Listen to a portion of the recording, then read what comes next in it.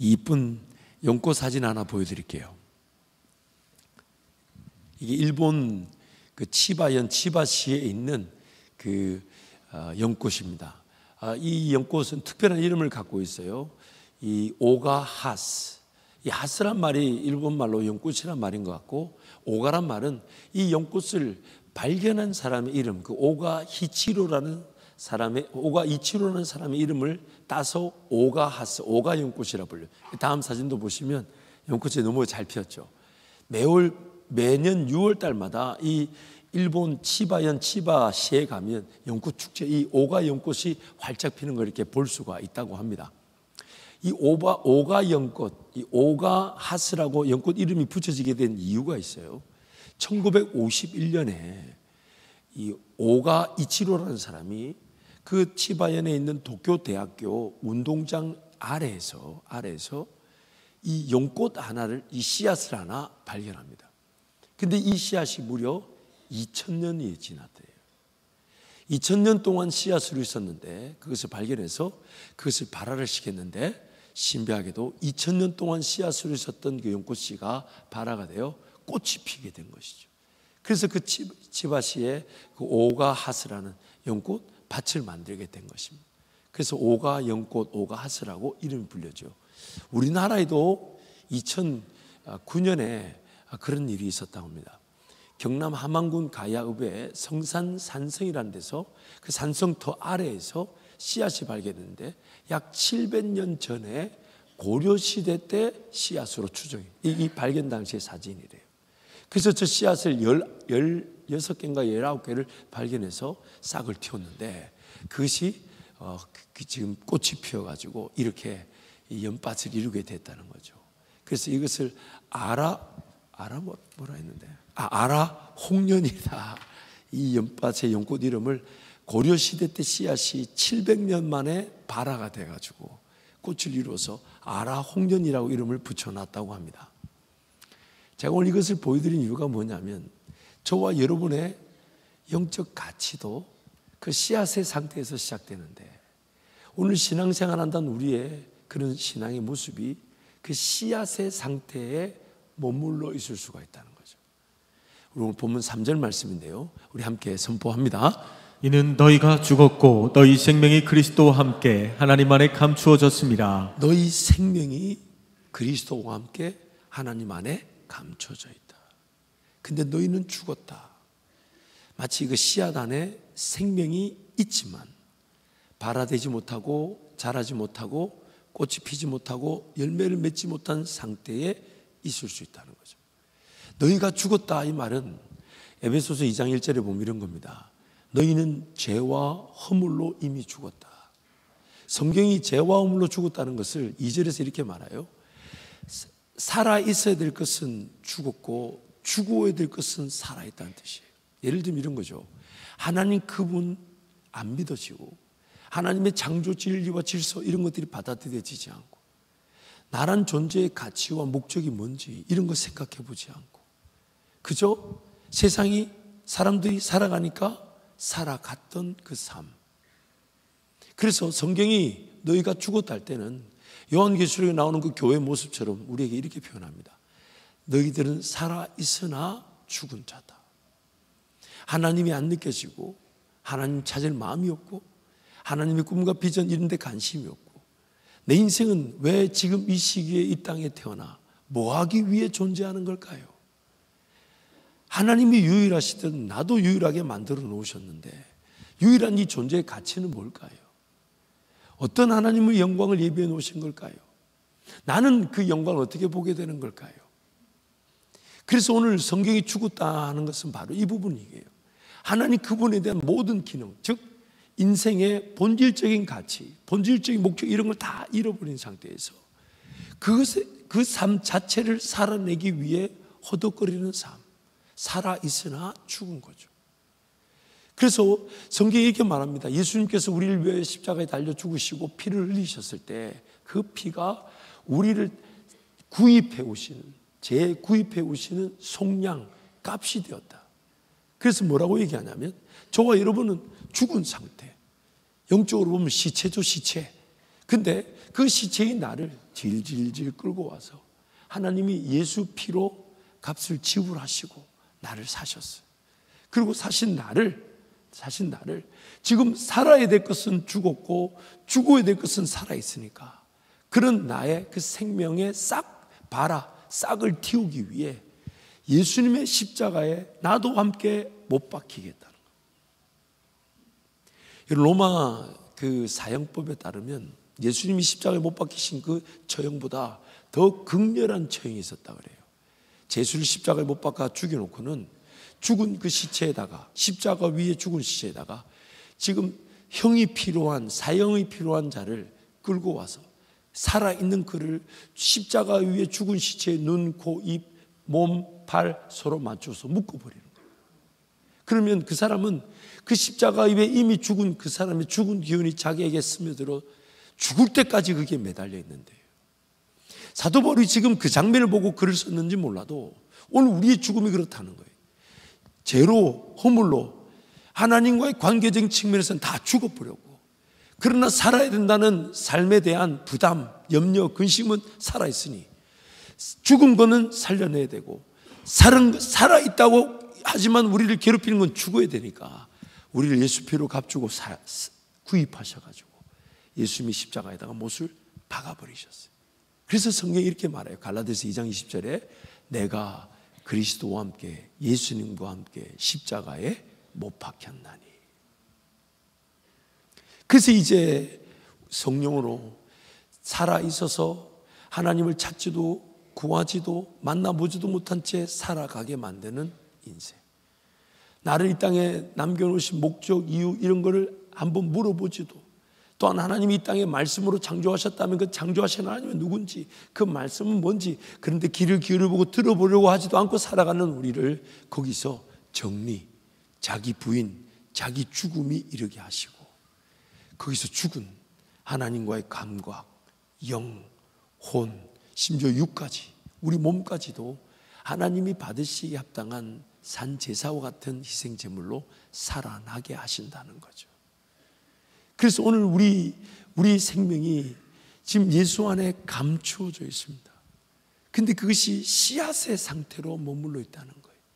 그래서 다시 태어났다, 예수 믿고 내가 오늘 다시 거듭났다라고 말할 때 그 다시 태어남, 거듭남은 다름 아닌 씨앗처럼 이제 발화가 되고 성장이 되고 개화와 꽃이 피고 열매를 맺는 그 일의 시작점인 것인데, 신앙생활을 하는 우리가 그 씨앗의 상태에 머물러 있을 수 있다는 거죠.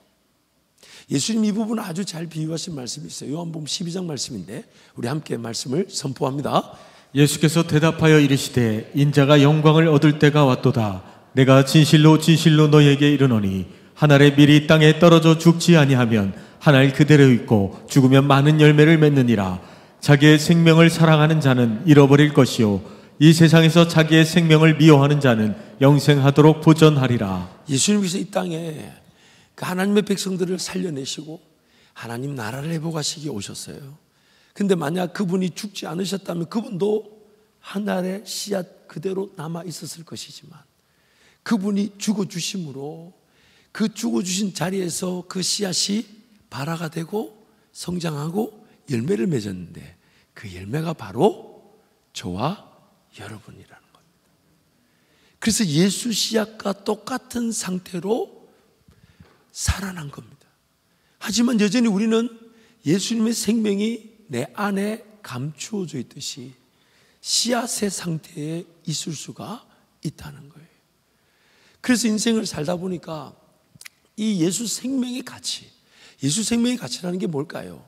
가장 가까운 곳에서는 하나님 말씀이 들려지고 하나님 음성이 들려지고 믿어지고, 또 하나님 나에게 인생의 어떤 계획이, 꿈이, 비전이 서게 하시고, 또 하나님 그분의 나라를 위한 내 인생을 거기에 사용하기로 원하시고, 그래서 내 인생이 나만의 길을 걸어갈, 저와 여러분이라는 존재는 모든 걸 다 잘할 수가 없잖아요. 그러나 나만이 잘할 수 있는 일이 있을 텐데, 그 장점, 그 은사, 그리고 또 한편 약점, 부족함 이런 것들을 발견하면서 기어이 예수 생명이 내 안에서 그것이 발화가 되고 개화가 되고 열매를 거둔다는 것은 다름 아닌 나를 만족시켜 주실 하나님의 은혜, 나를 행복하게 하실 하나님의 능력, 하나님의 자녀로서의 그 권세와 능력을 내가 맛보기 시작하는 거예요. 그런데 그것을 맛보지 못한 채 인생이 가만히 있질 않잖아요. 살아야 되잖아요. 그렇죠? 살아야 되다 보니까 엉뚱한 데 가서 뭔가 하나님의 자녀로서의 그 능력과 권세를 맛볼 그 씨앗이 발화가 되기를 기대하지만 발화가 되지 않더라는 겁니다. 정말 내가 하나님의 자녀라면 하나님 나를 어떻게 붙들고 계실까요? 내가 정말 하나님의 자녀라면 하나님 그분의 이 세상 모든 만물을 지으신 창조하신 금도 은도 동도 모든 물질도 하나님의 거라고 했으니 내가 하나님의 자녀라면 그것 자체가 목적이 될 수가 없고 그것을 관리하시는 하나님이 느껴지고 하나님이 믿어져야 될 텐데 하나님 그분을 경험하는 것들, 그런 것 없이 그냥 인생을 살아간다는 거죠. 여전히 그 생명의 가치는 감추어져 있어요. 저와 여러분도 분명히 예수님이 죽은 자리에서 예수님이 나무가 되셔서 열매를 맺은 그 열매로 우리가 살아난 거잖아요. 그럼 내 안에 나도 예수 DNA가 있는데, 그래서 나도 죽어지기만 하면 예수님이 죽어진 자리에서 생명의 열매를 맺듯 나도 죽어지기만 하면 그 생명의 열매가 맺혀질 텐데, 생명의 열매가 맺혀질 텐데 그건 뭘까요? 근데 그 맛을 보지 못한 채 한 알의 씨앗 그대로 남아있을 수가 있다는 겁니다. 마태복음 13장에 보면 예수님께서 인생이 헛된 곳에서 그 발화하고 개하고 열매를 맺으려는 헛된 시도를 잘 설명하셨어요. 소위 말하는 씨 뿌리는 비유죠. 농부가 씨를 뿌리는데 그 씨가 길가에 떨어졌답니다. 근데 길가에 심겨질까요? 안 심겨질까요? 길가에 심겨질까요? 안 심겨질까요? 안 심겨지죠. 거기는 딱딱하고 굳어 있어서. 그래서 뭔가 뿌리를 내리고 자라나고 꽃을 피고 열매를 맺을 만한 기회가 없이 마귀가 싹 뺏어가 버린대. 마치 이런 거예요. 딱딱하고 굳어 있는 다친 내 마음. 그래서 거기에 뿌려지면 안 되는데 또 두 번째 뿌려지는 밭이 돌밭이랍니다. 이 돌밭은 뭐냐면 흙이 조금 있지만 그 안에 돌들이 자리 잡고 있어서 처음에 씨가 뿌려져서 자라는 듯 보이나 뿌리가 조금 내리다가 그 뿌리가 돌에 딱 부딪히게 되면 말라 비틀어 죽어버린다는 거예요.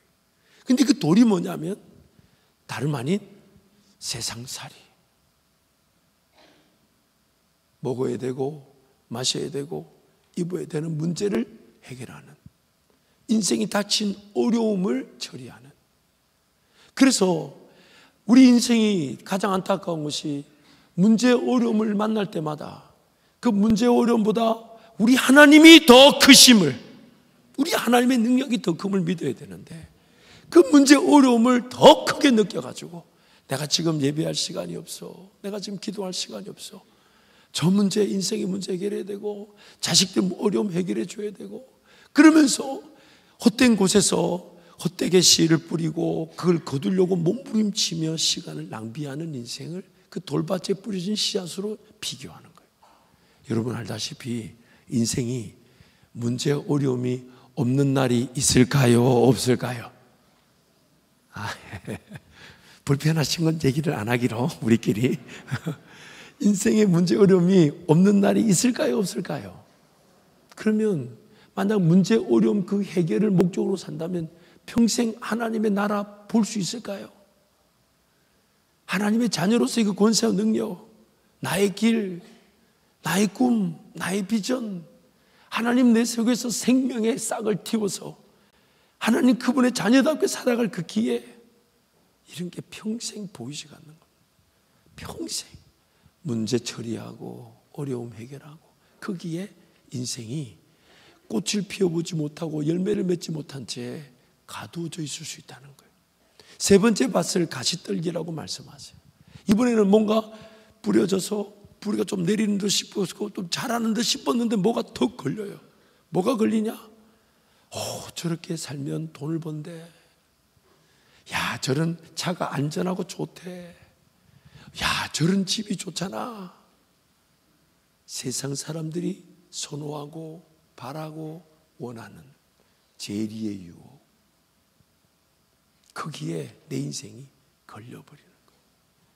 그래서 그거를 목표로 삼고 거기에 인생을 써버리는 겁니다. 여러분, 인생을 이만큼 지나보면 모든 인생이 동일한 기회를 가졌으나 잘못된 땅에서 잘못된 시간을 뿌리고 잘못된 노력을 쏟아부어서 나중에 인생이 열매가 상대적으로 다 다릅니다.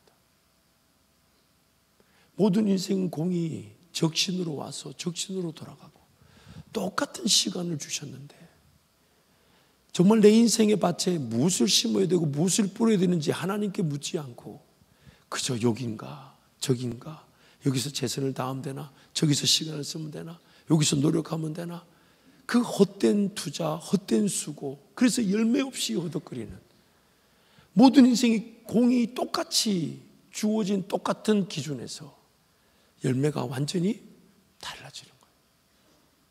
그 상대적인 어떤 열매 차이로 우리가 또 그걸 괴리감을 느끼고 저거를 내가 했어야 돼. 여러분 인생 한번 뒤돌아보십시오. 만약 돌아갈 수 있다면 언제 어떻게 돌아가서 뭘 하고 싶으십니까? 아마 이거 없는 사람 없겠죠. 근데 왜 그렇게 반성합니까? 그때 그 순간에 그 일에 올인할 게 아니고 그런 직장이나 그런 일감에 내가 목매일 게 아니었는데 인생이 진정한 그 가치를 맛보지 못한 채 열매 없이 허덕거리며 걸어왔던 게 우리의 삶 아니었나 이 말이에요. 그래서 하나님께서 우리에게 그 진정한 가치를 위해 심겨져야 될 것에 심겨져야 되며 받아 먹어야 될 양식, 마치 식물이 광합성을 하려면 햇빛도 필요하고 물도 공급이 필요하듯이 그런 올바른 햇빛과 올바른 물을 공급받아 내 생명의 씨앗이 예수님이 나와 함께 죽어주시고 부활하심으로 나를 다시 태어나게 하셨으니 나도 심겨져야 될 것에 심겨져서 그 내 속에 예수 DNA, 예수님을 알아가고 예수님을 만나고 예수님을 닮아가고 예수님을 따라 다녀보고 예수님을 맛보는 목자 되신 예수님 그분과 동행하는 그 진정한 생명이 개화가 되어 열매가 맺혀지기를 우리 하나님이 원하시는 것입니다. 사랑하는 성도 여러분, 이제 주님의 말씀에 따라 어디에서 어떤 물을 어떤 빛을 받아야 될지를 말씀을 통해 깨달으시고 다른 데 가서 헛된 열매 헛된 수고에 몸부림치지 마시고 예수 안에서 예수 생명의 가치가 꽃이 피고 열매가 맺혀지기를 축복합니다. 요한복음 4장 말씀 우리 함께 선포합니다. 예수께서 대답하여 이르시되 이 물을 마시는 자마다 다시 목마르니와 내가 주는 물을 마시는 자는 영원히 목마르지 아니하리니 내가 주는 물은 그 속에서 영생하도록 솟아나는 샘물이 되리라. 아멘. 다른 물 마시고 목마르다고 허덕거리지 마시고 영원히 목마르지 않는 예수님께로 나아가십시다. 여기서 내 속에서 영생하도록 솟아나는 샘물은 다름 아닌 성령 하나님을 뜻한다고 말씀합니다. 성령 하나님 내 안에 이미 계십니다. 성령께서 내 생명의 가치를 발화시킬 수 있도록 생수를 공급해 주실 거예요. 참 재밌어요. 제가 1부, 2부 때는 이 말씀을 전하면서 잘 몰랐는데 지금 말씀을 전하면서 그래서 그러셨구나 싶어요. 예수님께서 이 땅에 계실 때에 심한 통곡과 눈물로 하나님 앞에 간구하셨고 하나님 그의 예수님의 그 경외하심에 응답하셨다. 근데 예수님이 어떻게 기도하셨다고요? 심한 통곡과 눈물. 그 눈물이 누구를 위한 걸까요?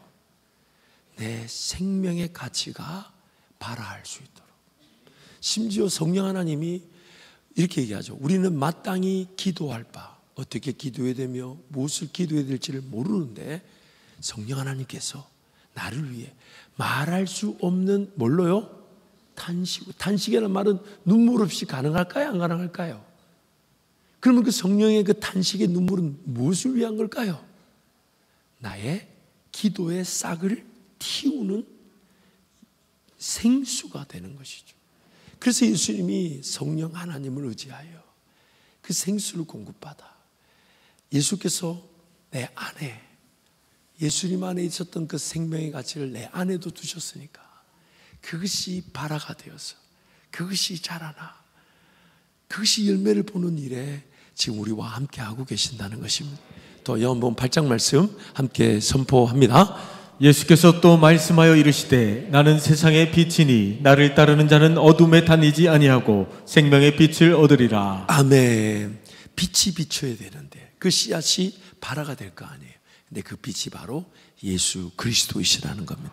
그래서 예수님은 말씀으로 이 땅에 오셔서 말씀의 빛으로 우리를 조명하여 주실 때 무엇이 문제며 무엇을 따라야 되는지 그것이 우리의 생명의 씨앗을 발화시켜 준다는 것입니다. 그리고 마지막으로 제일 중요한 거, 어디가 좋은 옥토일까요? 이 부분이 제일 중요하잖아요.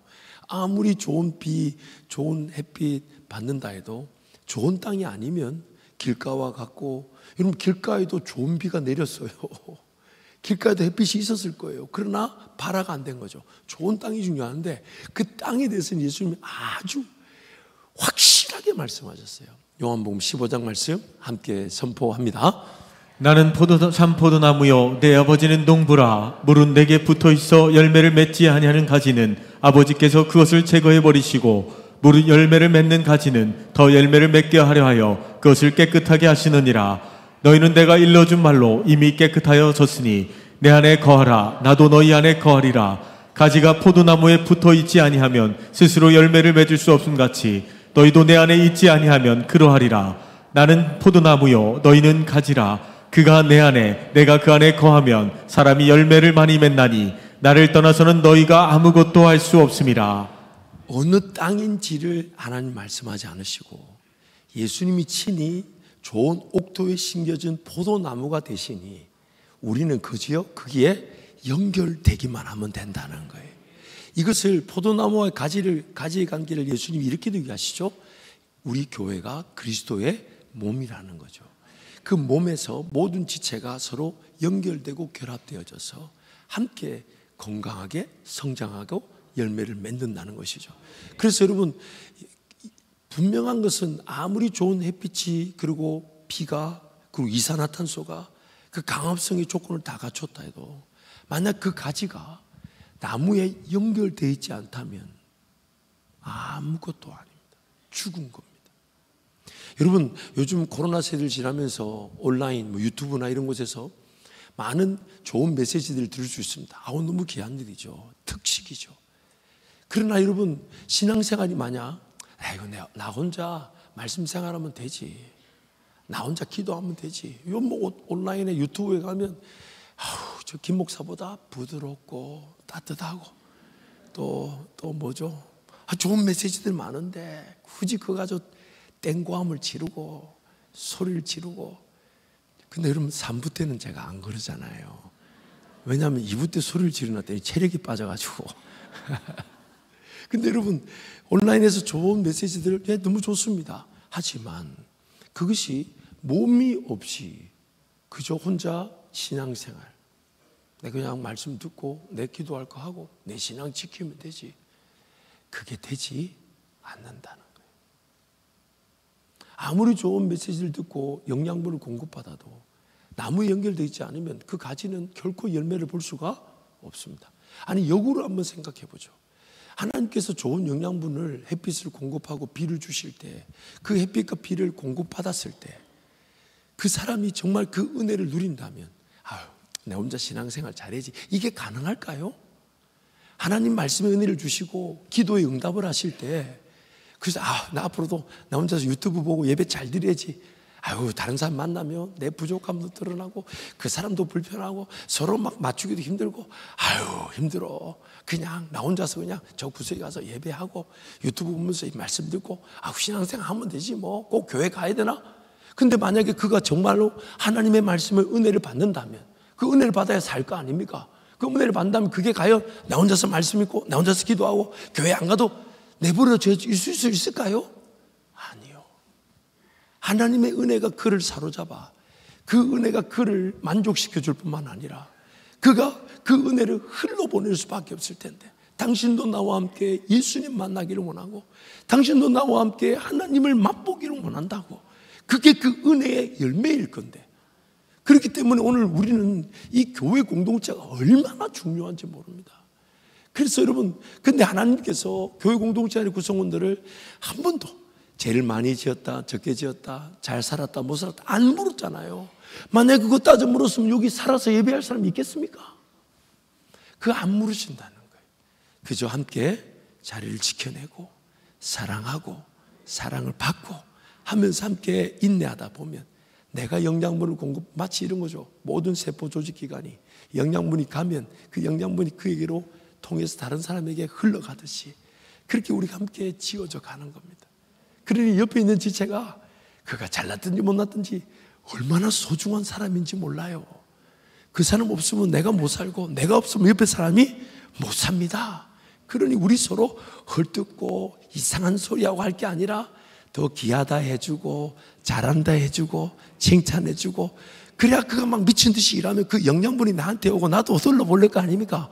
여러분, 이렇게 생각해. 나도 열심히 하지만 옆에 사람 칭찬해서 더 열심히 하는 것은 놀라운 능력 아닐까요? 이런 거죠. 내가 조금 못할 일을 저 사람이 하면 좋겠다.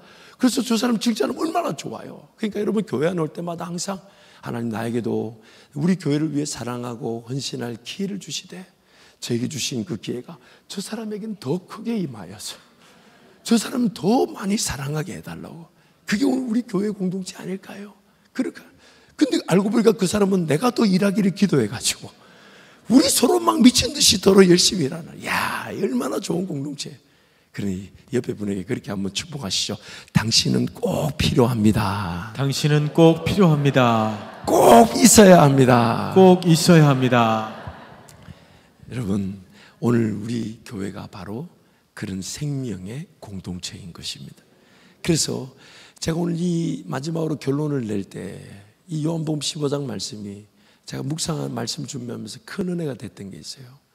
그러나 우리는 인생을 살다 보면 정말 그 어린 시절에 그 내 안에 있는 생명의 가치대로 예수 안에 그리고 그 예수께 심겨져서 예수 안에서 성장하고 그리고 잎이 나고 꽃이 피고 열매를 맺어야 되지만 인생길 뒤돌아볼 때 그런 시절들을 놓쳐버렸어요. 여전히 호흡이 있다는 것은 하나님의 그 기회가 있겠지만, 근데 만약 하나님께서 그래 이제라도 다시 심겨져라 하신다면, 그러면 또 우리는 지난날 놓쳤던 그 시간 그곳을 잃어버린 채 다시 어딘가에 심겨져서 또 발화가 돼야 되고 성장이 돼야 되고, 그 열매를 거두려면 마치 사과나무를 심으면 여러분 3년 4년 하는 열매가 맺히지 않듯 그런 어떤 소강 상태에 있을 수가 있잖아요. 그런데 주님이 우리에게 직접 그 땅에 심겨지는 게 아니라 주님이 땅에 심겨지셨기 때문에 우리가 거기에 그 몸에 연결되기만 하면 그 연결됨이 오늘부터 다시 시작할 수 있는 은혜의 기회가 되게 하신다는 것입니다. 우리는 씨앗으로 심겨질 필요가 없이 가지로서 거기에 예수님께 다 붙어 있기만 하면 돼요. 그러면 내 안에 예수 DNA에 따른 생명의 가치가 다시 발화가 되듯 깨어나듯 열매를 거두게 된다는 것입니다. 그래서 우리 골로새서 1장 오늘 본문 말씀 우리 함께 선포합니다. 그러므로 너희가 그리스도와 함께 다시 살리심을 받았으면 위의 것을 찾으라. 거기는 그리스도께서 하나님 우편에 앉아 계시느니라. 위의 것을 생각하고 땅의 것을 생각하지 말라. 이는 너희가 죽었고 너희 생명이 그리스도와 함께 하나님 안에 감추어졌음이라. 우리 생명이신 그리스도께서 나타나실 그때에 너희도 그와 함께 영광 중에 나타나리라. 아멘. 여러분, 오늘 예수와 함께 예수께 연결되어서 성장한다는 것은 영양분을 공급받음으로써 죽어져야 될 것들은 죽일 수 있는 힘이 될 것이고, 살아낼 것은 영양분을 통해 살아나게 하실 것인데, 이것이 날마다 내가 죽고 부활하는 그 은혜의 반복인 것입니다. 그래서 여러분, 이 부활에 대한 은혜를 마치 예수님이 재림하시는 그날에만 있는 게 아니에요. 오늘도 있습니다. 그래서 사도 바울이 이렇게 말해요. 나는 날마다 죽노라. 그럼 이 말이 무슨 말이냐면 이런 거죠. 여러분, 삶을 살다 보면 내가 어제는 이런 좋은 삶의 지혜와 지식이 있는 줄 몰랐는데, 어제 몰랐던 삶의 지식과 지혜를 발견하게 되면 어제 삶의 지혜와 지식을 붙드나요? 아니면 버리나요? 이게 죽는 겁니다. 이게. 그래서 예수와 함께 살아간다는 것은, 즉 내 안에 예수께 연결되어져서 진정한 하나님의 자녀로서의 그 가치가 발화가 되고 성장한다는 것은 다름 아닌 예수 그분 안에서 세상의 모든 지혜와 지식이 있음을 발견하고 그 지혜와 지식을 듣고 그것을 따라가는 인생.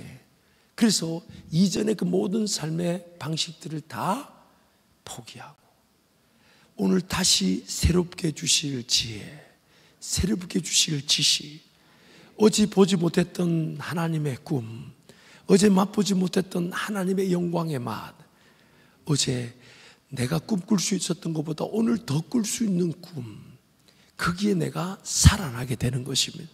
그래서 우리는 그렇게 매일 예수와 함께 죽고 예수 살아나듯 예수의 새로운 생명의 가치, 지식의 가치, 능력의 가치, 예수 권세의 가치로 매일 살아나다가 예수님 다시 오신 그날에 이 땅에서의 모든 그 생명의 가치는 다 부분적이었을 것이나 예수님 우리에게 재림하여 오시는 그날에 예수님이 부활의 몸을 입으셨던 것처럼 우리에게 영광의 몸을 입혀주시고 그 영광의 열매로 영원한 천국을 살아가게 하시는 것입니다. 그러므로 오늘 우리의 삶의 목적이 뭐가 되어야 되냐? 내 안에 생명의 가치가 있다. 예수 DNA가 있다. 그것은 예수와 함께 죽고 부활하지 않으면 평생 씨앗으로 남아있다. 그러나 씨앗으로 남겨져 있을 인생이 아니기에 오늘도 하나님이 나에게 기회를 주신 거라면 생수의 은은 대신 예수께로 달려가고 말씀으로 나에게 비추시는 그 말씀의 자리로 달려가서 무엇보다 교회 공동체 그 포도나무 대신 예수님께 연결되어질 때 우리 인생은 반드시 개화가 되고 열매를 거두게 될 것입니다. 그리고 그 열매를 또 심는다고 생각해 보세요. 어제 심었던 것보다 더 많은 걸 심을 수 있게 될 거고 더 많은 열매를 거두게 되겠죠. 그때 창조의 목적, 생육하고 번성하여 땅에 충만하라, 땅을 정복하라, 땅을 다스리라, 그 하나님 나라가 회복되어져 가는 것입니다. 그러면 여러분 그 하나님의 생명의 가치를 그 씨앗 상태로 두지 마시고 성령 하나님을 의지하듯 말씀의 자리, 무엇보다 우리 성도들 간에 더 사랑하고 사랑받고 함께 교회를 세워감으로 여러분 안에 내재되어 있는 그 예수 DNA가 꽃이 피고 열매를 거두기를 축복합니다. 우리 옆에 분에 그렇게 한번 축복하시죠. 당신의 생명의 가치가 꽃이 피고 열매를 거두게 될 것입니다. 당신의 생명의 가치가 꽃이 피고 열매를 가지게 될 것입니다. 한 번 더요. 생명의 가치가 열매를 거둘 것입니다. 생명의 가치가 열매를 거둘 것입니다. 그래서 이렇게 선포하는 거죠. 기도하면 됩니다. 기도하면 됩니다. 기도하면 됩니다. 우리 함께 찬양합시다.